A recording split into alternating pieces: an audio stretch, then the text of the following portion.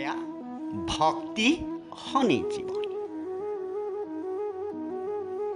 জীৱৰ প্ৰকৃত কাৰণ কি? জীৱনত জীৱৰ প্ৰধান উদ্দেশ্য হ'ল ঈশ্বৰৰ ভক্তিৰ কৰ্মত নিযুক্ত হোৱা। তেতিয়াহে সন্তুষ্টি লাভ কৰিব পাৰে। তাৎপৰ্য: ভক্তি সেৱা কিয়? জীৱনত ভক্তি সেৱাৰ কাৰণ হ'ল ভক্তিৰ পথেই আত্মশান্তিৰ পথ।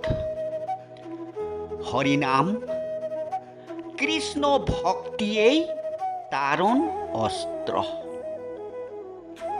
কথা হ'ল ঈশ্বৰ তেওঁ আছেনে?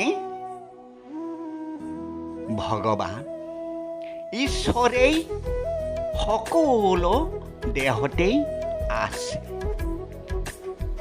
জীৱনত পবিত্ৰ হোৱাৰ কাৰণ কিয়?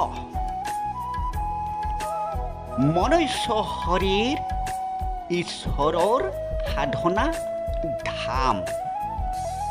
সেয়েহে হৃদয় পবিত্ৰ ৰাখিব লাগে, কাৰণ ঈশ্বৰেই দেহত বিৰাজ কৰে।